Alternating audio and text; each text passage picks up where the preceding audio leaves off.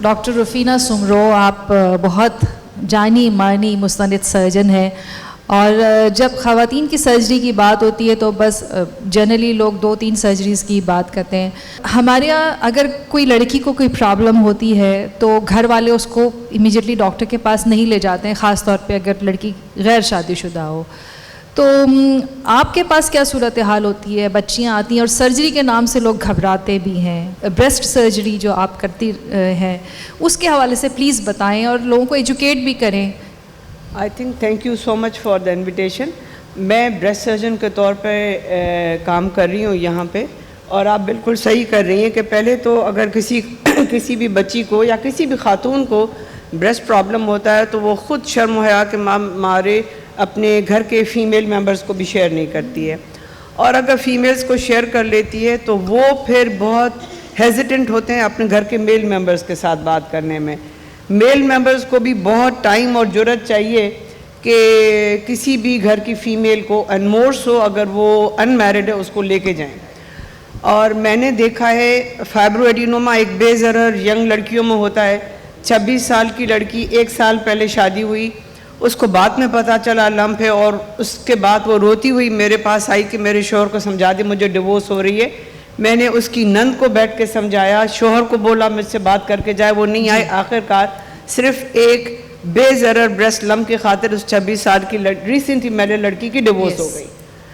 और अगर हो गई, आपने कहा हो गई। और फाइब्रोएडिनोमा बता देती हूँ, फाइब्रोएडिनोमा एक लंप होता है ब्रेस्ट में जो बेज़रर होता है, जो बिनाइन होता है, बिनाइन नहीं होता है, उसको हमको ऑपरेट करने की भी ज़रूरत इस जस्ट कि हो गया ब्रेस्ट डेवलपमेंट में। लेकिन अगर हमारे पास कोई खातून को, पहले ब्रेस्ट वर्ड ही एक टैबू समझा जाता है। जनरली अभी भी लोग समझते हैं कि ये खुदा न खास्ता इस खातून की कोई बदकारी होगी कि उसकी वजह से उसके ब्रेस्ट में कोई प्रॉब्लम हुआ है।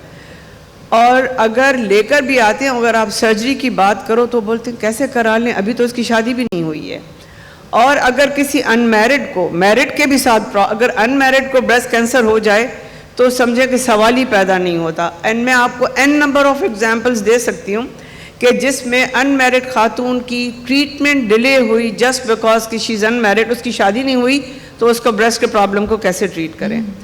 और अगर डायग्नोसिस हो भी जाती है फॉर इस तरीके से आ जाएं, क्योंकि ज़ाहिर इतने ज़्यादा हमारे पास ब्रेस्ट कैंसर ट्रीटमेंट के, जितनी ब्रेस्ट कैंसर कॉमन है, कॉमनेस्ट कैंसर है all over world and specially Pakistan में 33% ऑफ ऑल कैंसर्स, मेल और फीमेल मिलाओ, इज़ ब्रेस्ट कैंसर। और अगर वो पहले तो सही जगह पे पहुंचते नहीं है, प्रॉपर डॉक्टर्स या सेंटर्स तक आते आते लेट हो जाते हैं, और अगर आते भी हैं तो बहुत सारा कैंसर सुनते ही इंसान बहुत ज़्यादा कैंसर का वर्ड से खौफज़दा हो जाता है, और उसके पास वो कैंसर बीमारी का खौफ है, साइकोलॉजिकल, इमोशनल, फाइनेंशियल, हर किस्म का स्ट्रेस है उस खातून पे। और अगर वो आ भी जाते हैं, जब उनकी हम डिसीजन मेकिंग की बात करते हैं, सर्जरी की बात करते हैं, तो हर खातून चाहती है और उसका हक है कि उसकी ब्रेस्ट प्रिजर्व हो, उनका पूरा ब्रेस्ट ना रिमूव करना पड़े। वो तब पॉसिबल है अब जब आप उसको अर्लीस्ट पॉसिबल स्टेज पे लेकर आएंगे, एंड वो इतना ही सेफ़ है जितना पूरा ब्रेस्ट रिमूव करना अगर हम अर्ली स्टेज पे करें। तो जब खातून को शऊर नहीं है, रिसोर्सेज नहीं है, फैसिलिटीज़ नहीं है, और मैं अभी भी आजकल के दौर में मैं समझती हूँ कि हेल्थ इश्यूज़ के लिए और उस खातून को प्रॉपर डॉक्टर्स तक पहुँचने के लिए अभी वो मर्दों की मोहताज है। उसको आने के लिए वो चाहिए, उसको पैसे चाहिए। अभी भी इतने ज़्यादा पैसे कोई औरत इतना नहीं कमाती कि कैंसर जैसी बीमारी का खुद से इलाज कर सके। तो बहुत सारी वजूहात की बिना पे उसकी ट्रीटमेंट जो कि कैंसर की होनी चाहिए वो अधूरी रह जाती है। और अगर वो आ भी जाते हैं, हम ब्रेस्ट कैंसर, सिर्फ मैं 1-2 मिनट बताना चाहूँगी, ब्रेस्ट प्रिजर्व करने के लिए हम चाहते हैं कि गुठली छोटी हो, और जब हम उसका ट्यूमर निकालें तो लेबॉरेटरी के में भेजते हैं तो उसके मार्जिन्स पे बायोप्सी रिपोर्ट में डिजीज़ नहीं होनी चाहिए। दुनिया का कोई भी डॉक्टर आपको गारंटी नहीं दे सकता, बिकॉज हम वो दिखाएंगे, निकालेंगे जो इंसानी आंख देखेगी, जो इंसानी हाथ फील करेगी। माइक्रोस्कोप में जब वो जाता है तो 10-20% लोगों के मार्जिन्स पे डिजीज़ आती है, और हम कहते हैं कि नहीं, इसको लोगों को ऑल ओवर द वर्ल्ड दोबारा छोटी सर्जरी करके उसको रीऑपरेट करना पड़ता है और रेडिएशन देना ज़रूरी होती है। जब हम ये बात करना शुरू करते हैं सब बोलते हैं नहीं दोबारा छोड़ें, बस ब्रेस्ट निकाल दें, और ये चीज़ मर्दों से प्रेशर ज़्यादा आता है कि बार बार ऑपरेशन के चक्कर में ब्रेस्ट निकाल दो, ज़्यादा ज़रूरी है। और इसके बाद मैंने देखा है अगर हम ब्रेस्ट निकाल भी देते हैं तो खातून का जब हम ये काउंसिल कर रहे होते हैं डिसीजन मेकिंग में कि breast preservation versus breast removal, तो खातून को अपना फैसला बनाने में अक्सर मर्द हजरात डोमिनेट करते हैं। कई तो अक्सर ये कहते हैं पूछने की भी ज़रूरत नहीं है, बताने की भी ज़रूरत नहीं है, आप ब्रेस्ट रिमूव कर दो। और हम ये कहते हैं हम एथिकली ये नहीं कर सकते कि किसी भी इंसान का और मोर सो किसी भी औरत का बॉडी पार्ट निकाल दें बगैर उस खातून का कंसेंट लिए हुए। और अगर हम ये करते हैं और वो खातून मना कर देती है तो वो कहते हैं आपको हमने बोला था, बताने की ज़रूरत नहीं है, बाद में देखा जाएगा। बाद में नहीं देखा जा सकता, ये सारे फैसले आपको ऑपरेशन के डिसीजन मेकिंग से पहले करने पड़ते हैं। डॉक्टर रुफीना, यहाँ एक मसला है कि जैसे दुनिया भर में पेशेंट को उसकी बीमारी के बारे में क्लियरली बता दिया जाता है, हमारे यहाँ पेशेंट से ही छुपाते हैं, उसके साथ जो अजीज़ व अकारिब होते हैं उनको बताते हैं, but patient himself doesn't know कि उसको क्या प्रॉब्लम है। बिल्कुल सही कह रहे हैं। बहुत सारे बच्चे ख़ास तौर से आ जाते हैं, चाहे वो बेटा हो या बेटी हो, हमारी अम्मा दिल की बहुत कमज़ोर है, उनको नहीं बताइएगा उनको कैंसर है। चाहे वो औरत पढ़ी लिखी हो या जाहिल हो, जब वो कैंसर ट्रीटमेंट के लिए कीमोथेरेपी के लिए बैठ रही है और उसके कीमोथेरेपी की वजह से बाल जा रहे हैं, तो कितना भी जाहिल हो कुछ तो समझेगा कि मुझे क्या बीमारी है।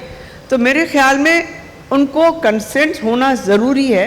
आप उनको इतना इमोशनली साइकोलॉजिकली अपनी डे टू डे इश्यूज़ में उनको सपोर्ट करें इस बीमारी से लड़ने के लिए कि वो इससे मुश्किल मुज़ी बीमारी से गुज़र सके। और हमने देखा है और अपनी प्रैक्टिस में भी और किताबों में स्टैटिस्टिकली प्रूवन है कि जिन ख़वातीन को अपने घर में घर के मेंबर्स से मोर सो फ्रॉम मेल मेंबर्स और दोस्तों से हर जगह से मुआशरे से सपोर्ट मिलती है, उनके लिए इस बीमारी से लड़ना बहुत आसान हो जाता है। बिल्कुल। और जब वो उनका टाइम गुजर जाता है और जब रिफ्लेक्ट बैक भी करते हैं तो वो यही बोलते हैं कि नहीं, मेरे लिए तो जब मुझे तकलीफ़ होती थी मैं फ़लानी दोस्त को, बहन को, माँ को फ़ोन कर दी थी। ऑन द कॉन्ट्ररी मैंने डिवोर्सेस देखी हैं, बहुत लव मैरिजेस हुई थी, खातून को लेकर आ गए, इतनी मुश्किलों से शादी हुई और अब अगर सर्जरी हो गई तो खातून ने बोला नहीं, मेरे हस्बैंड दूसरी शादी पे, मेरी प्लास्टिक सर्जरी कर दो, ये कर दो। दूसरी शादी हो गई, तीसरी शादी हो गई, लेकिन हमने देखी कि वो जो सारी चाहत की शादियां थी वो सब डिवोर्सेस में तब्दील हो गई। बिल्कुल। डॉक्टर रुफीना, मुझे ये बताएं किस एज में जो है वो मैमोग्राम कराना चाहिए लड़कियों को? क्विकली आप बता दें कि इससे पेशतर क्यों सर्जरी की है, किसी चीज़ की ज़रूरत पड़े? आई थिंक हर एक को अपना एग्जामिनेशन 18 साल से शुरू कर देना चाहिए, खुद सेल्फ एग्जामिनेशन। और ये इम्पॉर्टेंट चीज़ है क्योंकि हम इतनी नॉलेज नहीं होती, हम देखते इतनी बड़ी बड़ी गुठलियाँ कब पता चली, कल पता चली, बिकॉज ब्रेस्ट कैंसर शुरू में जो है वो इब्तदाई मराइल में पेनलेस होता है तो पता नहीं होता। मैमोग्राम 40 साल के बाद कराना चाहिए, हर 2 साल पे कराना चाहिए और 50 साल के बाद सालाना कराना चाहिए। अपने आप को देखें। और ब्रेस्ट सेल्फ एग्जामिनेशन मैं तो जहाँ भी अवेयरनेस टॉक के लिए जाती हूँ, मैं मर्दों से भी रिक्वेस्ट करती हूँ कि वो भी अटेंड करें ताकि अपने घर की ख़वातीन को कुछ शऊर दें। और अगर कोई शको शुबा थोड़ा सा भी हो, प्लीज़ डॉक्टर से रुजू करें ताकि जितना जल्दी इसको डायग्नोज करेंगे उतना जल्दी इसको ट्रीट कर सकें। मेरा एक सवाल है इसका कीमो के हवाले से डॉक्टर रफीना सुमरो से कि ये जो कीमो है इसका जो मतलब लोग लगवाते हैं, ये आलिया मेरे साथ भी ऐसा ही कुछ चल रहा है तो बहुत खौफ होता है, तो कीमो के हवाले से पूछना है कितनी देर में स्टार्ट करनी चाहिए, इसका क्या प्रोसेस है? आई थिंक जो आप पूछ रहे थे कि कैंसर का इलाज के लिए कीमोथेरेपी, किसी भी कैंसर का इलाज सिर्फ एक तरीके से नहीं करते। मोस्ट ऑफ द कैंसर्स उनको सर्जरी चाहिए, कीमोथेरेपी, रेडिएशन, टैबलेट्स जो भी चाहिए। यस, कैंसर कीमोथेरेपी के साइड इफ़ेक्ट्स होते हैं, लेकिन आजकल बहुत दवाएं आ गई हैं कि इन साइड इफ़ेक्ट्स को मिनिमाइज़ कर सकते हैं। लेकिन मैं यही कहूँगी कि कीमोथेरेपी के साइड इफ़ेक्ट से डरना नहीं चाहिए क्योंकि ये ज़िंदगी मौत का फैसला करते हैं। तो जो भी ट्रीटमेंट आपको प्रिस्क्राइब की जाती है उसके साइड इफ़ेक्ट्स कम करने के लिए दवाएँ दी जाएंगी, लेकिन उसको फॉलो करना चाहिए।